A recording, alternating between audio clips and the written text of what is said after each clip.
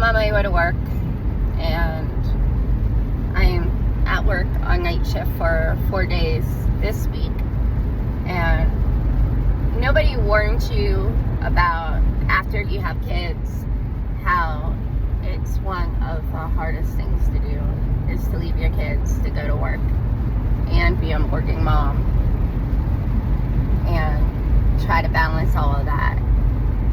And especially when you're on night shift and you kind of run on little to no sleep, so that doesn't help your situation. But I always feel like the hardest day for me is the first day, and then usually by the last night I'm just over everything and ready to come home. But yeah, I do nursing, and I've been doing it now for 7 years. I started right when I had my actually, I lied, let me take that back. I got into nursing. I was in nursing school when I had my loss. I had a child.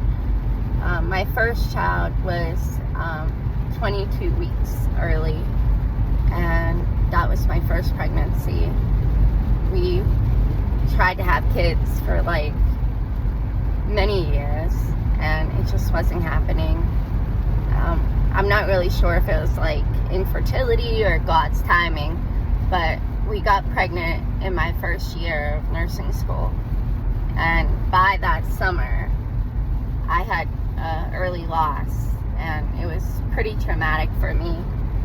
So I didn't want to go back to school to finish, but you know, I give all the credit to my director of nursing at the time, Jane Sheehan. She just really pushed me to go back, and I'm so happy that I did. And then soon enough, I was in my senior year of nursing school, and I got pregnant with James, and he was considered like my rainbow baby. So it worked out. You know, God always kind of helps give back what we lose, you know, and I guess that it has taught me a lot in the meantime.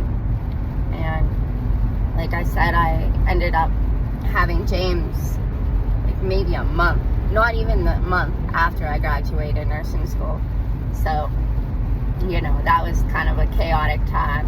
And at that time, I opened up Project Emma, and I was really big with Project Emma, which is another video, but it was like this thing that I pulled together last minute with a bunch of women, come together, some that have lost kids and some who haven't, but wanted to give back.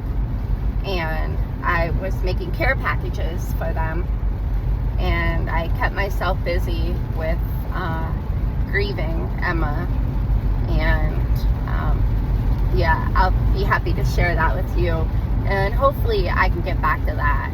And I know that there's a lot of people who would be familiar with Project Emma, but now I would have never seen this coming with my whole ordeal with Connor. I would have never seen that coming with my NICU life, but I plan to put the NICU life together with postpartum and with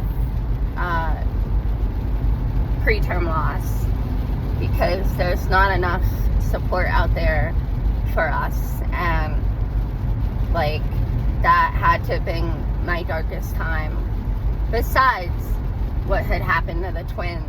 But my first dark time was when I lost my first. And so yeah, that's my TED Talk for now.